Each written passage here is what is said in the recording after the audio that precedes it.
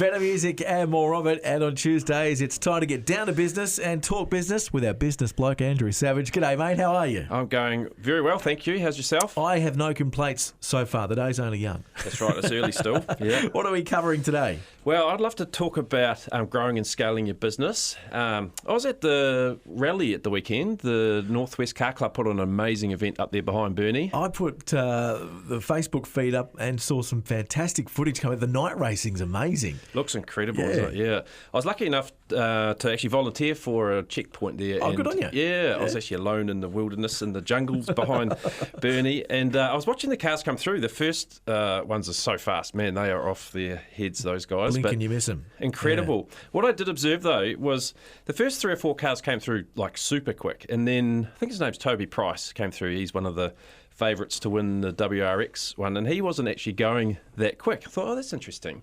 So I actually heard later that he had some of the air had come out of his front tyre, and so he had to take it easy. He lost about 11 or 17 seconds or something on that stage. And it's an interesting concept, and you're going to go, how does this relate to business? Well, I'm thinking the slow and steady wins the race kind of thing. The tortoise in the hare. No, well, actually, it's interesting. It's about friction in our business, right? So you can have a 500 horsepower, $250,000 rally car, but you can have a little bit of air come out of your tyre, and it's not much better off for anything, brings is it? You unstuck, yeah. 100%. So what happens in our businesses is sometimes we try and scale and grow our business just by adding more horsepower, and it turns out there's cracks within the business, and the more we try and grow and scale without sorting out the fundamentals first, the wider the cracks will appear. So how does this apply to someone experiencing growth at the moment? Well, actually what happens is we get into this mindset of if we want to grow, we've got to hire another sales manager, we've got to hire a business development manager. I've got friends out there who I know they spend all their weekends and evenings quoting. So if you try and grow a scale and business like that, you're going to make those problems bigger. So instead of actually scaling your business, you're just scaling the problems within the business. And you mentioned in prior episodes, you're not really buying yourself any leisure time if that's all you're doing on your weekends either, is it? So you're kind of getting it wrong from the get-go. I don't think the aim of the game is just to work longer. Yeah, which seems to be what a lot of us are doing. That's right, yeah. So it's definitely key to we unpack those businesses, the problems within the business first. So actually we talk about, are we actually addressing the problem here, or are we addressing the symptom? So what should someone do if they are in the phase of growth or want to grow? Well, there's a thing called the cycle of business. So without getting too complex, business is all about turning assets into money, right? Whether you're a plumber or you got a van or a radio station, a big building, a cool store, whatever that looks like. And to turn assets into cash, we have to be effective and efficient. So what we want to do is we want to find the friction, find the cracks, and make sure we're being as effective as we possibly can with those assets and as efficient as we possibly can. And we'll do things like even process mapping. So actually get into the nitty gritty and look at all your processes and say, where are we losing traction here? Where's the air leaking out of the tyre? Yeah, okay.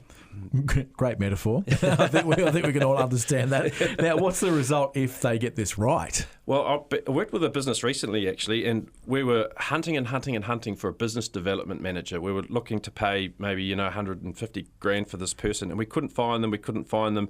And we actually thought, hang on a minute, let's actually get down to basics here and look at what is the symptom and not the problem. And the symptom was really, we've got all these customers. Let's just remind them that we still exist. Let's install referral systems. Let's, get a cadence of social media and emails up and running and start inviting all our existing customers back before we go hunting for new ones. And you mentioned a couple of weeks ago, that's quite easy to do because, a lot of businesses manage to create a catalogue of their clients over the years that's just sitting there untapped. 100%. That's exactly right. And for this business in particular, we'll be looking to do probably an extra $300K of net profit this year, and we still haven't found this business development manager. We're literally doing that with what we've already got. So they've saved $150,000 off the bat just by doing a little bit of groundwork themselves. Dead right. That's awesome. And we've sealed up the cracks, so to speak, pumped some air back in the tyre, and now we're away. That's brilliant. What if we want to learn a little bit more about the cycle of business? Can you help us out? 100%. You can find us at savagestrategy.com.au. Find me on the Business Bloke on Facebook and Insta and all of those social things as well. Beauty. That's where he lives online, and he's actually a real person. He's not AI yet, which we've joked about in the past. The day's coming. The robots are coming. The robots are coming. Beautiful. And you're getting known for your quotes at the end of these segments. Have you brought one in today? I've got one, actually. There's a guy called Keith Cunningham. Have you ever heard of the book Rich Dad, Poor Dad? Probably stumbled upon it in my travels, but... Yeah, it's a big one. Like, it's one of those foundational books for wealth, and Robert Kiyosaki is the poor dad in the book. Keith Cunningham is actually the rich dad, but he's a secret. No one knows that. I mustn't have read it because I still have to turn up here every day. That's right, small steps. So he says opportunity without structure is chaos. There's something for all of us to think about. Good on you, mate. We'll see you next week. Good one. Cheers.